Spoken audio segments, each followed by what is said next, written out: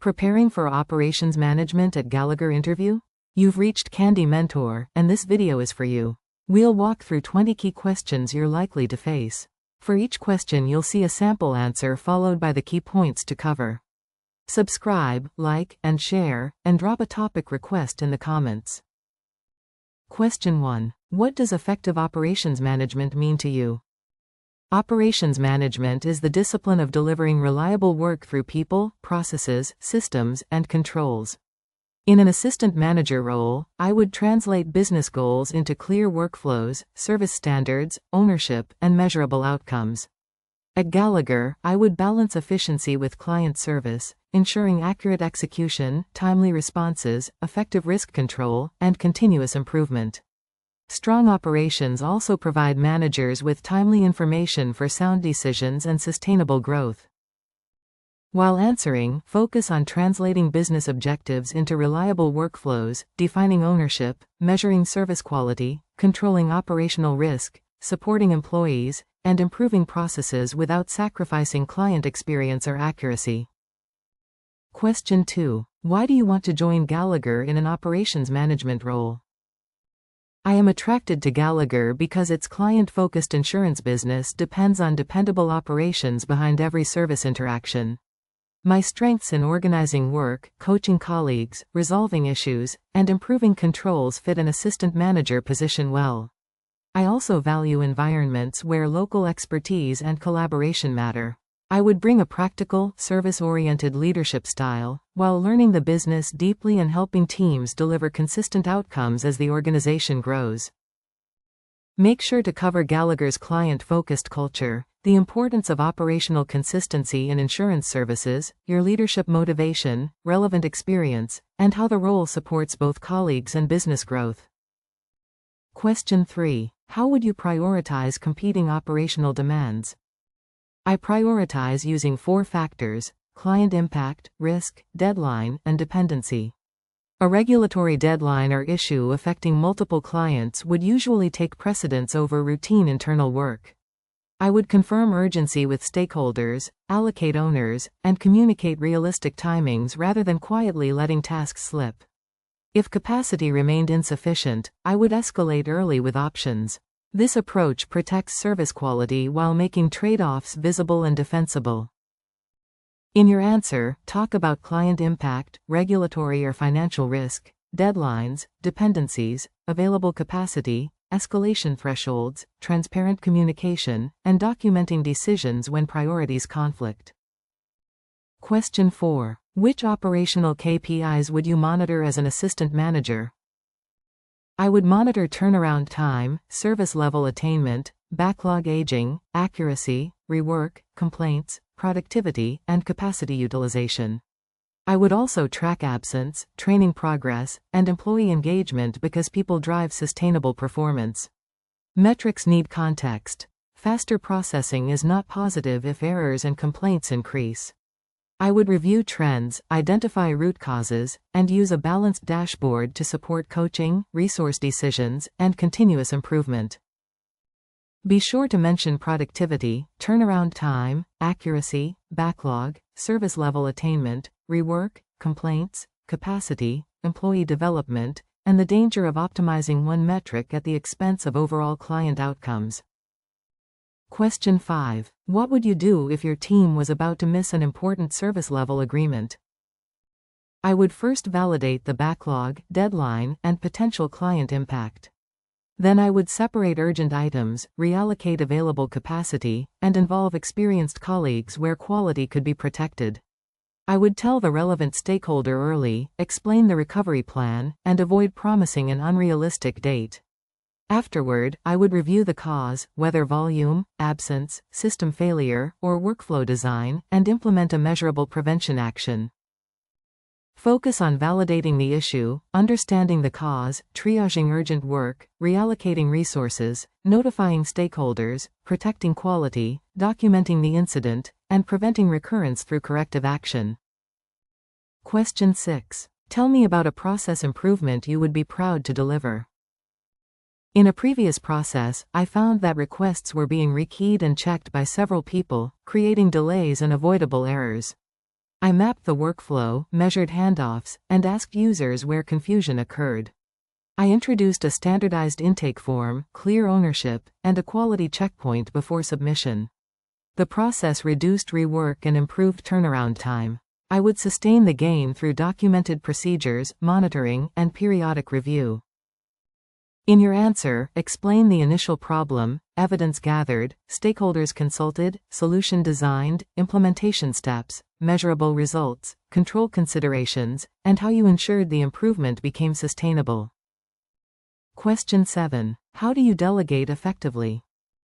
Effective delegation means transferring responsibility without abandoning accountability.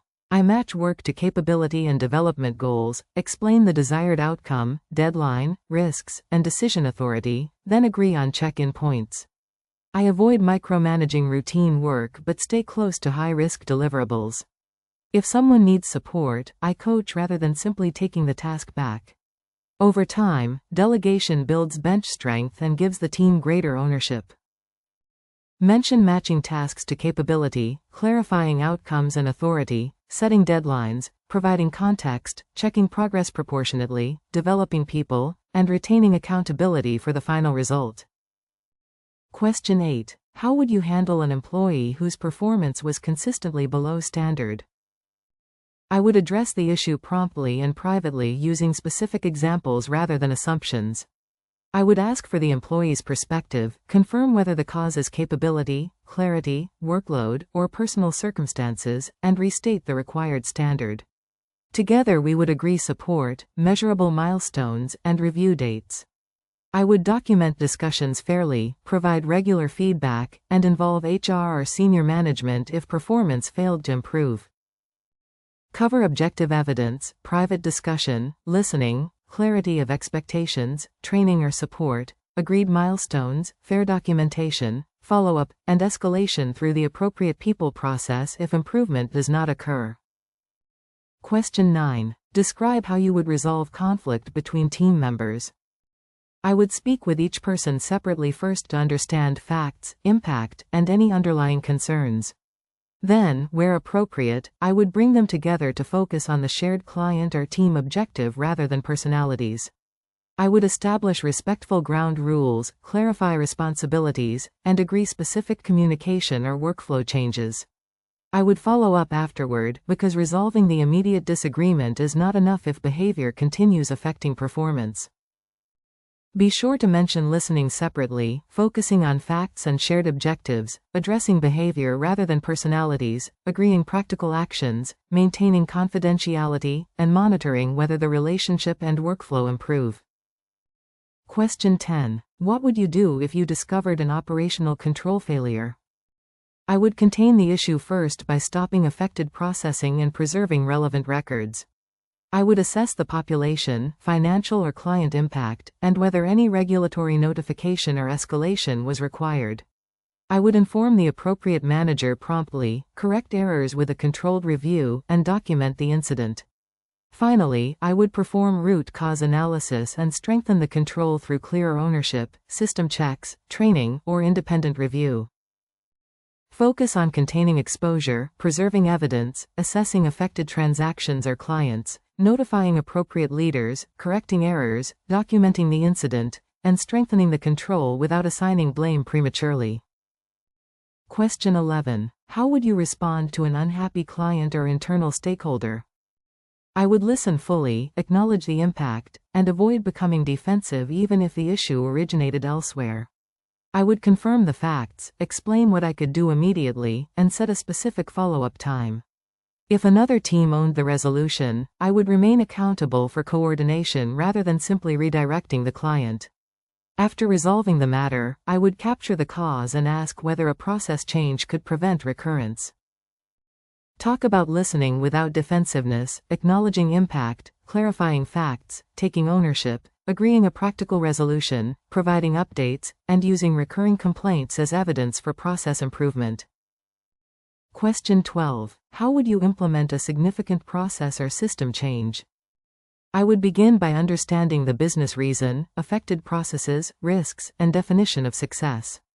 I would involve experienced users early, map current and future states, and identify training, data, control, and capacity needs. Before launch, I would test scenarios and prepare clear guidance and support channels. A phased rollout may reduce risk. After implementation, I would track adoption, errors, service levels, and feedback, then adjust quickly. Mention assessing impact, involving users early, defining success, communicating the rationale, training staff, testing controls, using phased implementation where possible, managing resistance, and monitoring results after launch. Question 13. How do you manage workload and capacity during peak periods? I would use historical volumes, known deadlines, absence information, and current backlog to forecast pressure early. I would prioritize client-critical and time-sensitive work, move trained colleagues to bottlenecks, and use cross-training or approved temporary support where needed. I would protect essential quality checks rather than relying on rushed processing. Frequent capacity updates would keep stakeholders informed, and a post-peak review would improve future planning and resilience. In your answer, cover forecasting, workload visibility, prioritization, cross-training, temporary resource allocation, overtime discipline, communication, quality safeguards, and reviewing lessons learned after the peak. Question 14. How would you perform root cause analysis on a recurring operational error? I would define the error precisely, including frequency, location, impact, and affected population. I would review samples, system records, procedures, and staff feedback, then map the process to identify where the failure originates. Techniques such as the 5 whys can help, but I would validate conclusions with evidence. I would implement a targeted corrective action, assign ownership, and monitor future results to confirm the cause was addressed. Be sure to explain defining the problem, collecting evidence, separating symptoms from causes, using methods such as 5 whys or process mapping, testing corrective actions, and verifying that the issue stays resolved. Question 15. How do you balance speed, quality, and control? I do not view speed and quality as permanent opposites. I first assess the risk of each activity, then standardize repeatable work, remove unnecessary handoffs, and automate suitable validations. Higher-risk transactions retain appropriate review and segregation of duties. I would measure turnaround time alongside accuracy, rework, and incidents. That prevents apparent productivity gains from creating downstream cost, client dissatisfaction, or control weaknesses. Focus on understanding the risk of the activity, standardizing routine work, automating suitable checks, preserving segregation in review, using risk-based controls, and measuring both efficiency and error consequences. Question 16. How would you protect confidential client and business information? I would treat confidentiality as both a control requirement and a trust obligation. I would use approved systems, least privilege access, secure communication, strong authentication, and careful recipient verification before sharing information. I would avoid unnecessary downloads or informal storage and reinforce clean desk and device practices. If I suspected a breach, I would report it immediately through the established channel, preserve facts, and support timely containment. Mention least privilege access, secure communication, clean desk and device discipline, verification before disclosure, phishing awareness, incident reporting, retention requirements, and leading by example. Question 17. How would you improve cooperation between operations and client-facing teams? I would establish shared service expectations, clear handoff requirements, and named escalation routes between operations and client-facing colleagues. Regular short reviews could examine aging items, recurring defects, and upcoming demand rather than merely assigning blame. I would use examples to clarify what good information looks like and invite feedback from both sides. Shared metrics, joint process reviews, and visible follow-through usually build trust and improve client outcomes. Talk about shared objectives, clear handoffs, agreed data standards, regular communication, escalation routes, feedback loops, joint problem solving, and avoiding an us versus them culture. Question 18. What is your approach to using automation in operations? I would automate work that is repetitive, rules-based, stable, and supported by reliable data. Before implementation, I would simplify the process, assess control and privacy risks, define exception handling, and involve the people who perform the work. Testing should include unusual cases, not only the successful path. I would retain appropriate human oversight and measure time saved, accuracy, exceptions, and client impact before expanding the solution. Cover selecting repetitive and rules-based tasks, assessing data quality and control risk, involving users, testing exceptions, retaining human oversight, measuring benefits, and avoiding automation that merely accelerates a poor process.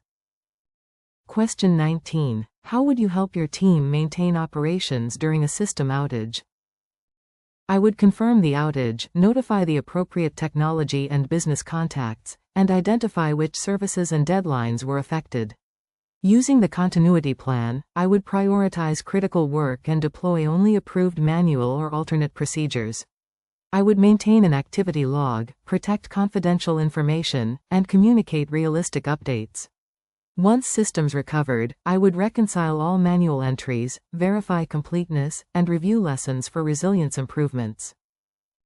Mention activating documented continuity procedures, assessing critical services, communicating clearly, using approved workarounds, protecting data integrity, coordinating with technology teams, and reconciling manual work after recovery. Question 20. What would you aim to accomplish in your first 90 days as assistant manager? During the first 30 days, I would listen, learn the workflows, understand client commitments, and build relationships with the team and key partners. By 60 days, I would review performance data, controls, capacity, and recurring pain points, while delivering a low-risk quick win. By 90 days, I would present a prioritized improvement plan with owners, measures, and timelines. My aim would be credibility first, then sustainable performance improvement. Be sure to mention listening and relationship building, understanding workflows and controls, reviewing metrics and risks, identifying quick wins, developing the team, and creating a prioritized improvement plan with measurable outcomes. If you are still with us, congratulations, you are much ahead of the rest and serious about preparing for your interview.